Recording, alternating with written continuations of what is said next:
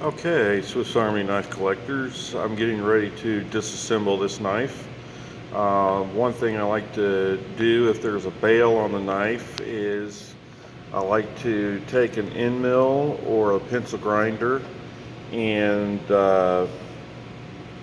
lightly lower the peened head until it's at a point where I can drive it through. As you can see on that one, it's sticking up real high, so that'll probably be the side that I drive out. On this side here, it's quite a bit lower, so I'll take a end mill and center it right over that peened head and mill down just a little bit, so whenever I drive it down, it'll go through smoothly. Okay, I got the knife in the vise now. I'm getting ready to drop the end mill down on that peened head. All I got to do now is just eyeball the center of that end mill and stay off of the sides of the bail.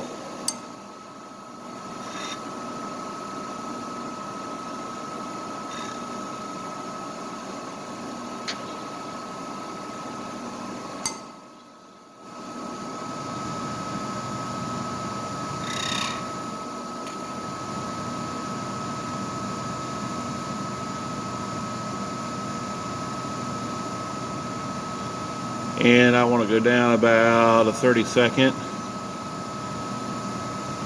That's enough to allow the peened edges to roll inward where I'm cutting out of. And that'll still keep the seat that's underneath the head. So whenever I put the new pin in, it'll still have a seat.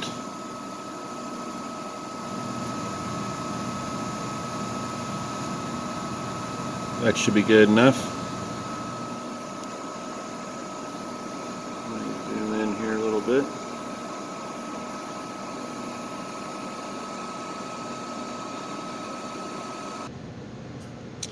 Okay, what I like to do here is get a couple of these machinist 1, 2, 3 blocks, as you see. These are store-bought and they're used in setting up machines, setting up work on machines, and it works well for holding a knife to where you can knock the pin out. I've got a little parallel here that I stick in between them so that it will stop the end of the bail from pushing out in case the pin decides to hold on to it. What I want to make sure is that the bail doesn't get deformed as I'm driving the pin out. So I'll make a little gap here so the bail can sit between there. I'll put the parallel under it, but not to where it's underneath the pin head.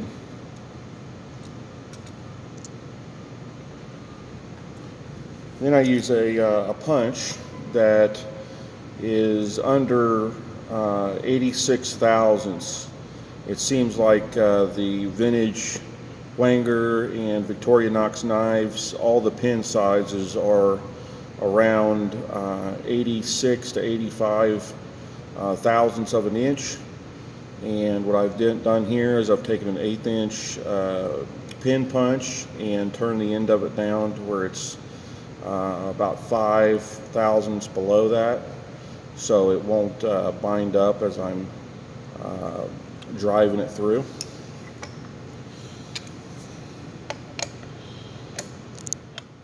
Okay, so take the punch, line it up in the area that I had earlier that I used the end mill to relieve the top of the head.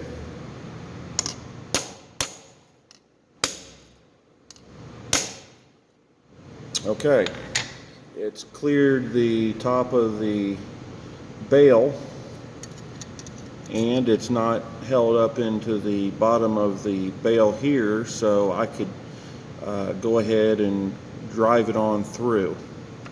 One reason I like to do the ends of the Swiss Army knife instead of the middle is because if you're planning on saving the scales, because of all the back spring tension, if you drive out the middle ones, they'll drag on their way out and they can break the scale out.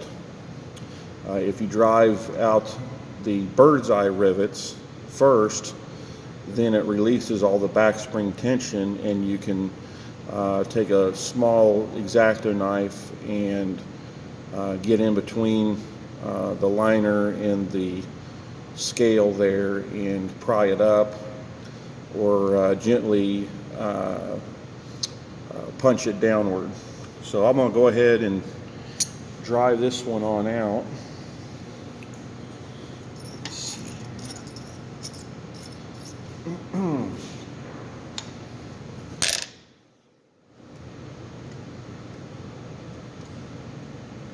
Get in between there.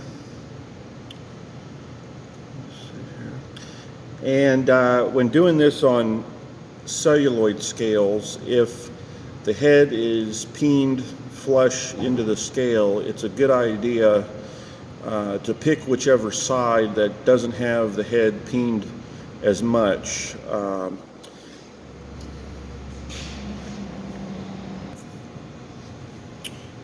Okay. Go ahead and drive this pin the rest of the way out here.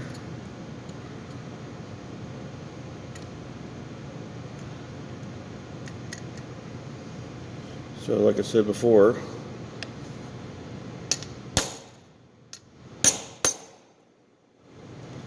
keep the 1, 2, 3s together.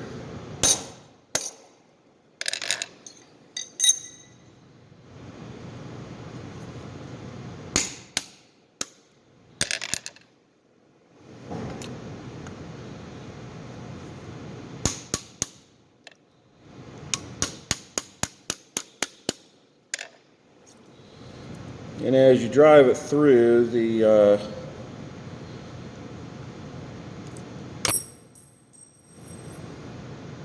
have to watch out because everything is under pressure due to the spring tension.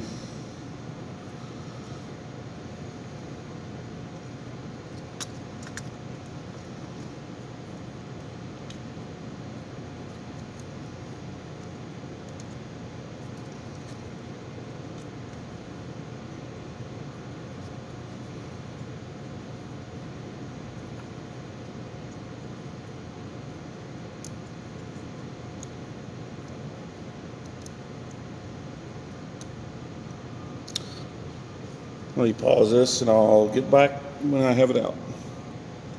Okay, I've got the pin out.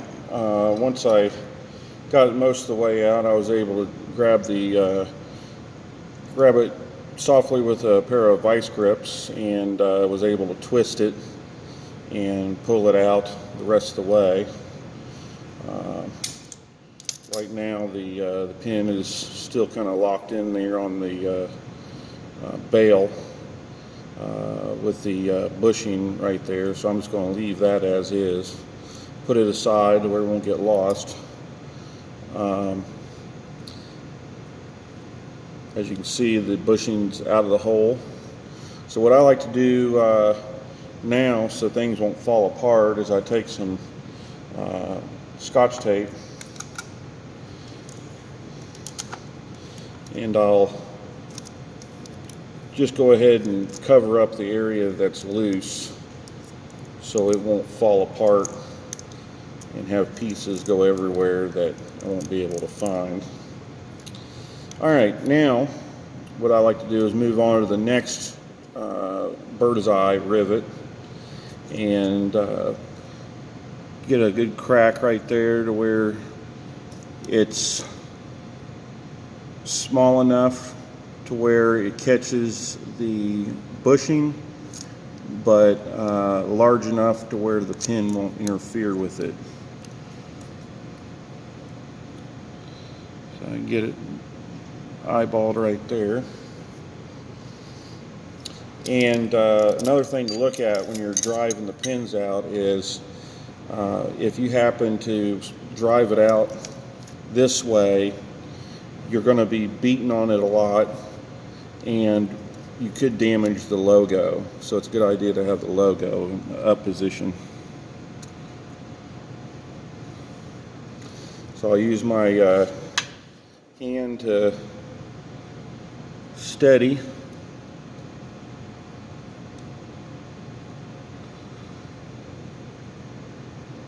And I'll get the pin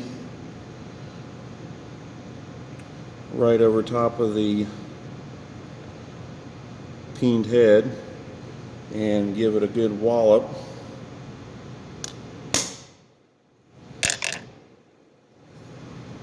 Now, as you can see, it dropped down and it popped out the back.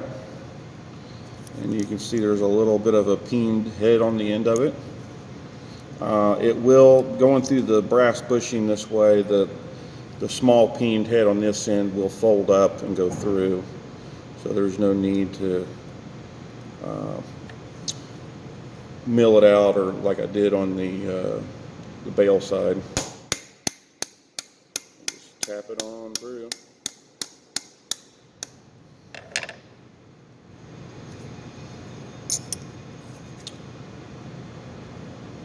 I'll use a drill bit that's slightly under to drive it the rest of the way.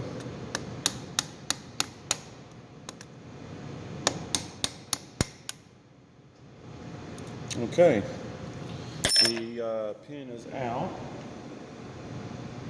and as you'll notice on a lot of these old pins, they are bent when they come out. I think that's just from when they were installed, and you'll notice there'll be wear from the tools on them and such. This side here, I'll take that drill bit out, set that pin aside. It's always good to hang on to the pin, even though you're not going to be able to use that pin again. It's too small or too short.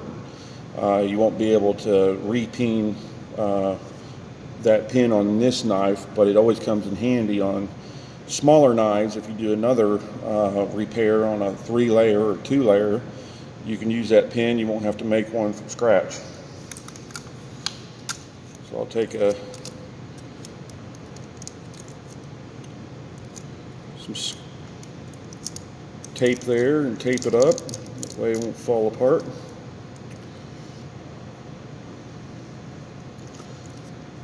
And let me see here.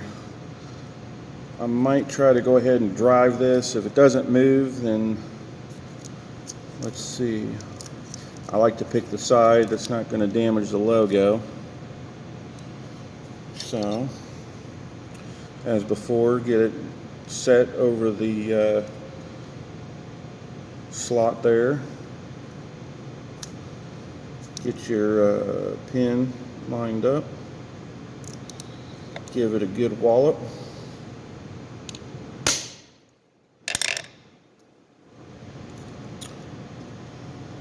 And it did crack it a little bit. I kind of thought it would due to the deterioration of it. I think the pin, something's going on with the pin, or it was damaged, because it didn't come out the back side, but yet it went, there's a hole there now. So maybe it was degraded or something to the point where it just fell apart.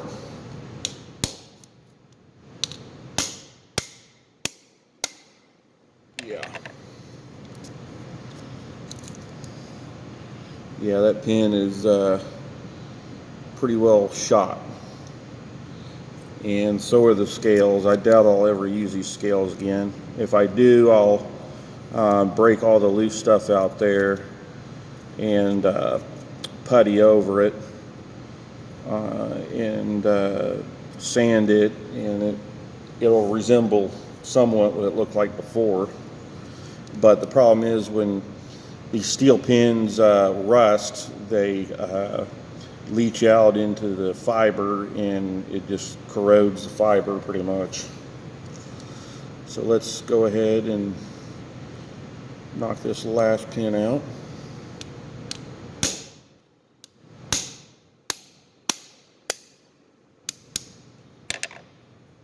Okay, and there's the pin.